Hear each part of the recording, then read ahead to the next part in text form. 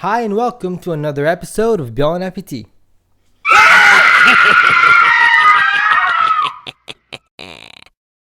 Happy Halloween? Sorry guys, I had to. But now that we have the trick out of the way, it's time to give you the treats.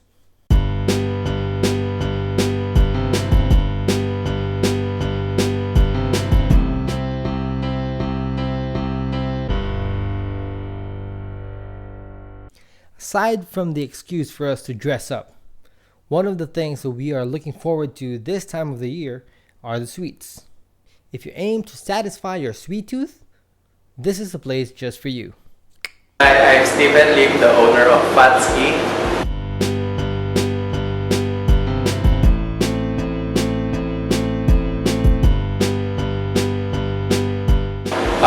Fatsky started 2006 as a home-based business producing durian candies and durian jam. On 2009, I started this as my entrepreneurship project during my college days. And on 2013, we started our first store located here at Chongpong Avenue, Davao City, selling cakes and pastries and other pasalubong product. Fatsky is a combination of three names among siblings.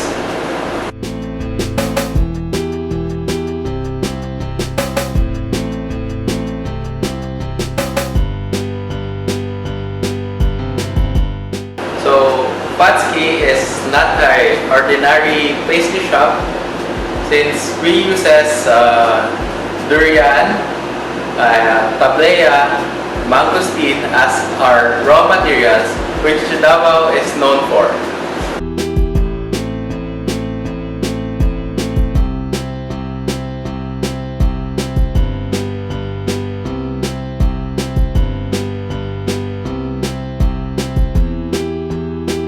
So for those who want to satisfy their sweet tooth, come visit us here at Chongpong Avenue, 703 building, across Bangko Central ng Pilipinas.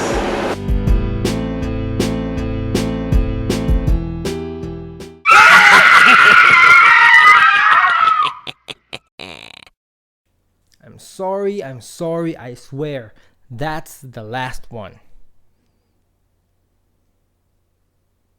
Let me make it up to you guys.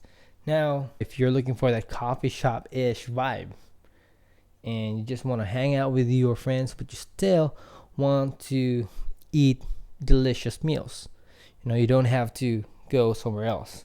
And it's like going to 4 places in one. So, hope you enjoy this. This is Keepsakes.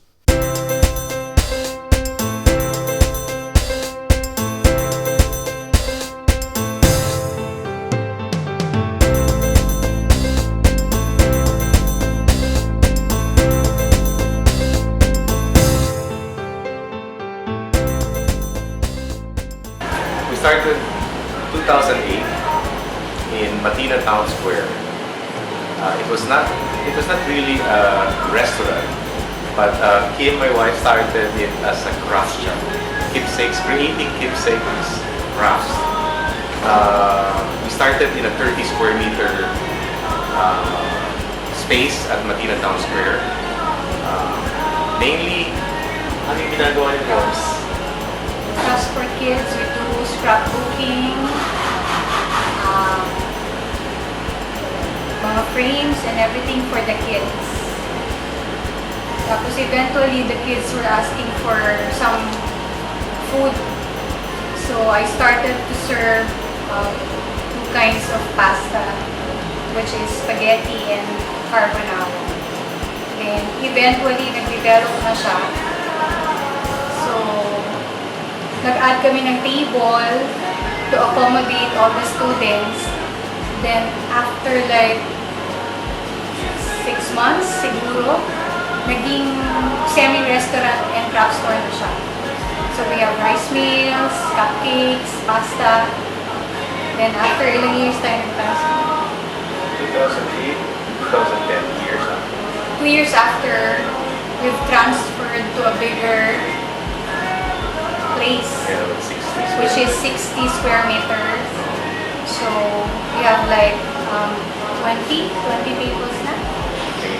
20 tables that can accommodate about 40 persons. So mainly the store is like restaurant na. On the side na lang yung crafts. Tapos after another 2 years. Naging We moved to the ano na siya?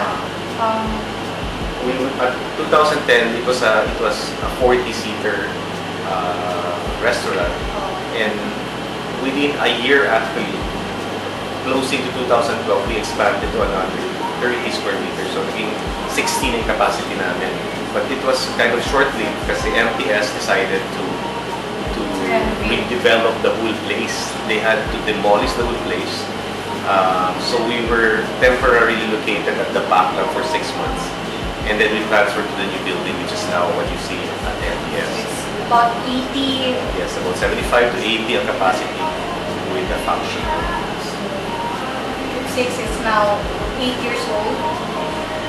And now after that, we decided to branch out in downtown, which is this one, sa Santa Ana. Creating keepsakes, it's basically a scrap bookstore supposed to be a craft. That's why you'll see a lot of, when you're here in our store, you see a lot of memorabilia like magnets, you see a lot of scrapbooking, putting things in yung basically keepsake. So people are wondering bakit siya naging food, which was totally not connected supposedly with food.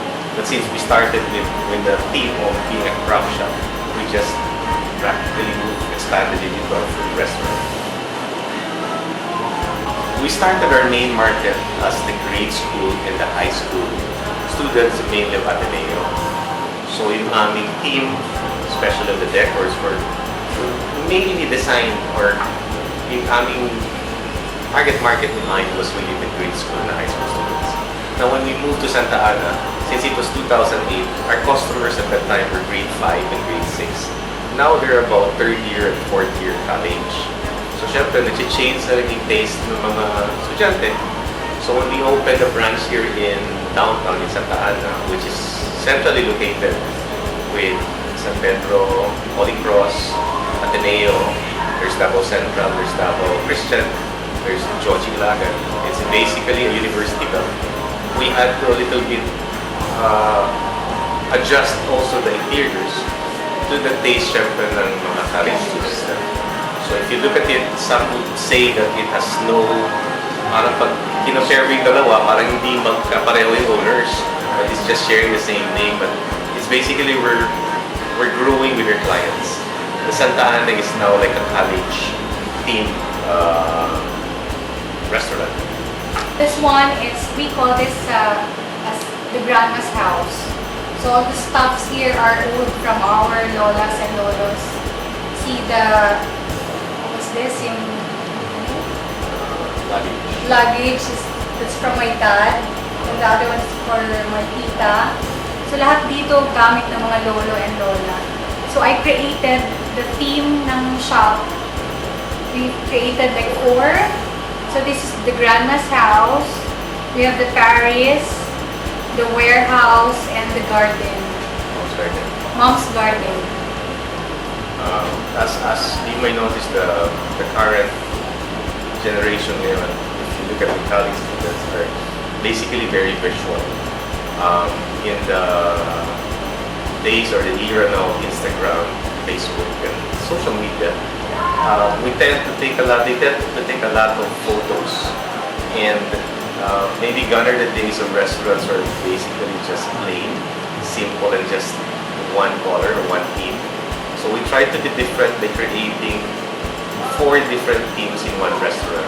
So at any time when they visit us again, kung bumalik sila dito, napapansin namin sa mga customers namin, maybe when they look for a seat, they always say na, I will try sitting here in grandma's house naman. Kasi dati doon tayo sa Mom's Garden eh. Maybe later on when they get back, they'll sit na naman doon sa Paris. So if you notice them when they share their photos, there's always something different their background as a different team, but it's still dining in the same keepsakes. We started with, ano siya, diba? Dalawang kinds of pasta lang. And now, we're like 21 kinds of pasta na. So, pinaka-best seller dito is the pasta. And we also have rice meals, sandwiches, ice cream, pizza, Mexican food, parang lahat na siguro. Just to cater the kids. Kasi yung pinaka-gusto ko kasing i-cater is the kids and the students talaga. So, napansin ko, habang tumatagal, ang dami nang kumakain ng mga graduates, like mga bankers, medret, even yung mga executives na kumakain na rin dito. Maybe because of our price, it's not too expensive, it's affordable, and quality-wise is ano talaga, like we value yung food na kinakain nila. Hindi lang siya mura, masarap pa. Like kung kumakain sila dito, binabalikan talaga yung favorite food nila. We make sure na consistent ang aming preparation ng food para balik sila ng balik. I studied a lot about the food, how to prepare it, the recipe and everything.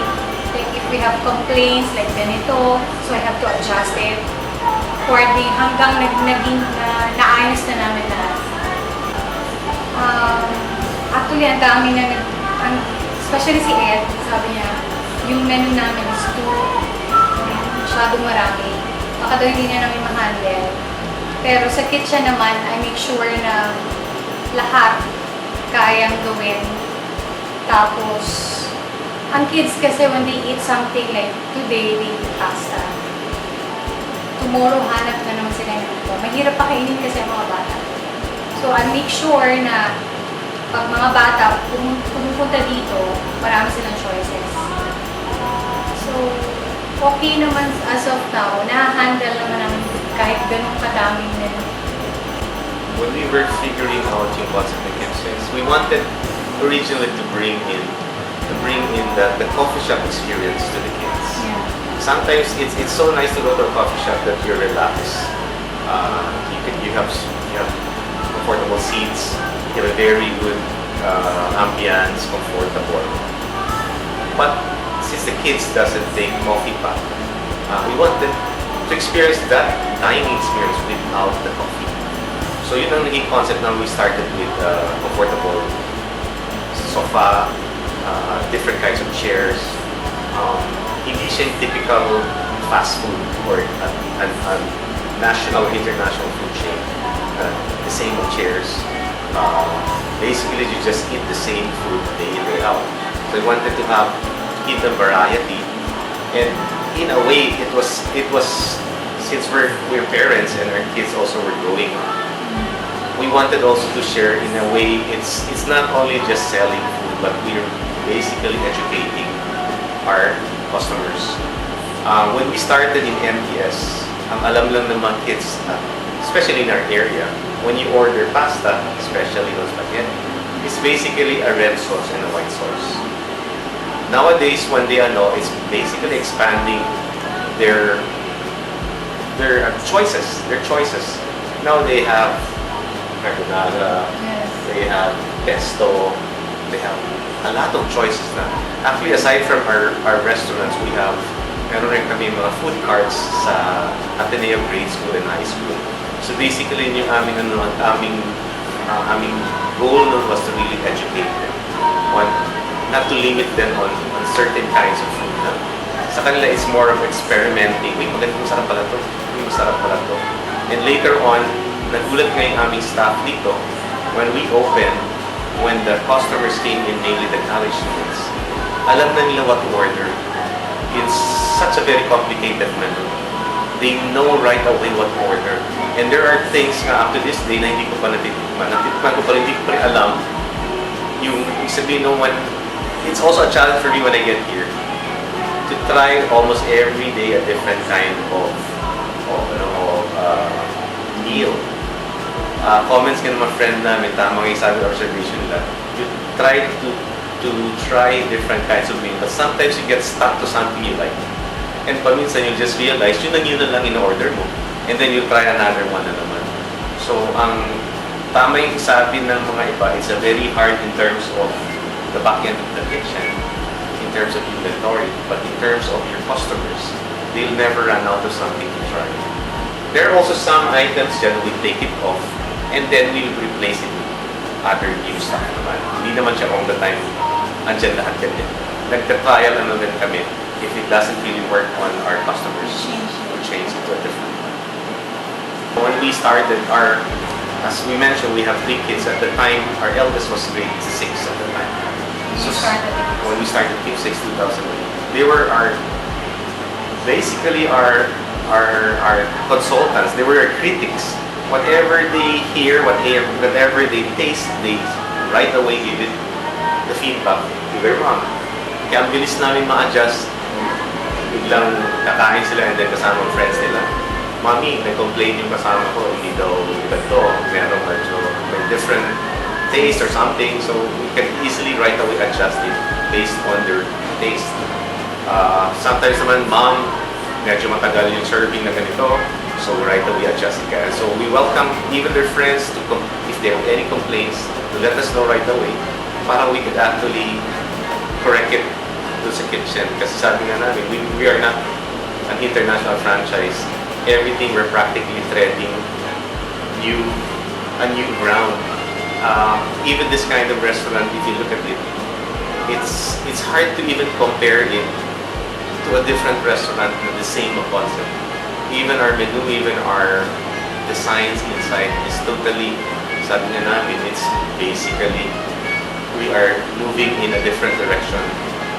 When we started, it was kind of very tempting to try to copy other successful restaurants.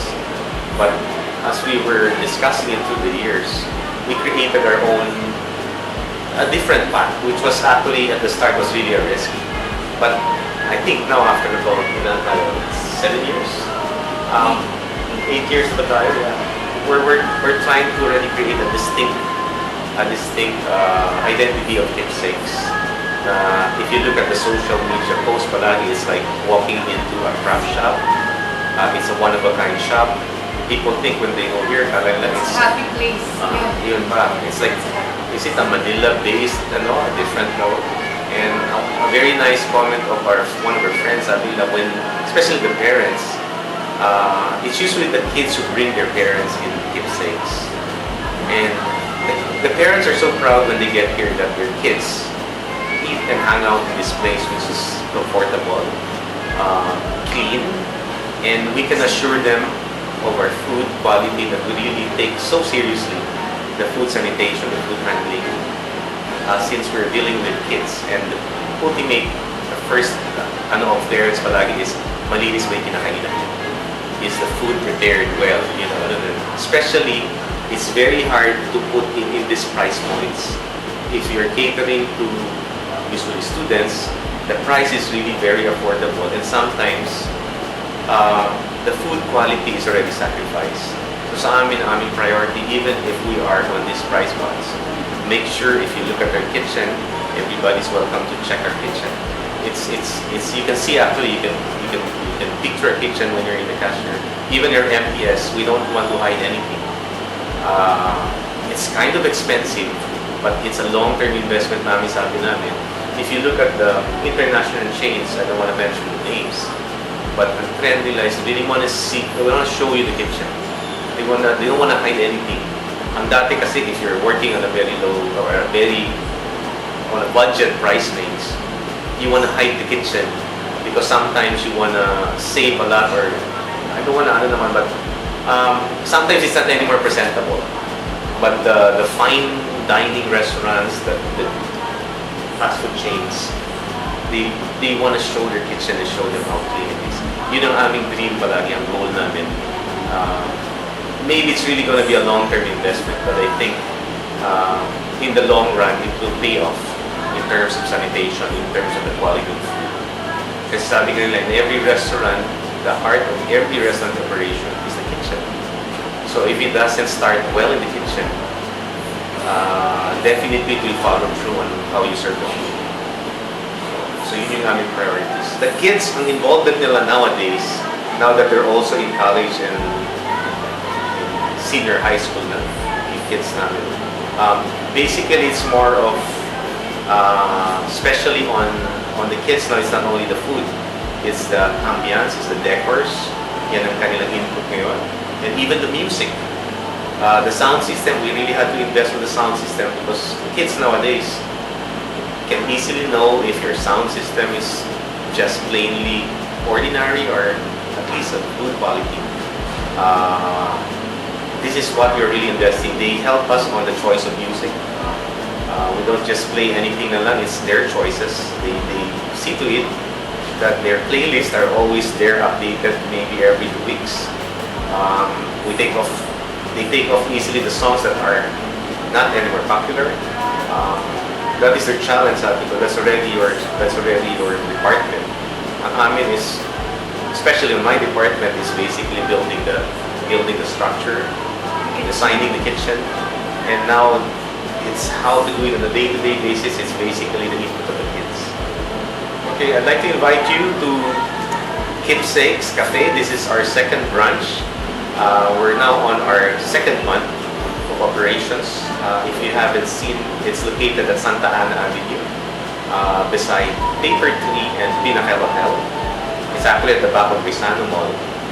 We're open Mondays to Sundays. We serve breakfast, lunch, and dinner. We're not only inviting the students, the kids, but also the parents and the working class, the executives. It's not really designed just for students, but if you could visit us, please try our very varied menu, and we assure you that you won't run out of choices every time you go here. And also our original branch at Makina Town Square is located on the ground floor near the pavilion. The pavilion. We've been there for almost 8 years now, and pretty soon we'll be doing a renovation by next year. So if you're in the area of Makina, and if you have any activities in Makina Town Square, please visit Keepsakes.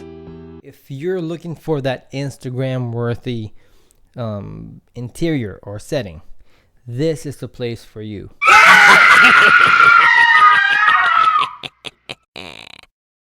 That's the last one, I promise. Thank you for watching another episode of Bjorn Appetit. Happy Halloween, trick or treat, have a nice weekend, and God bless you.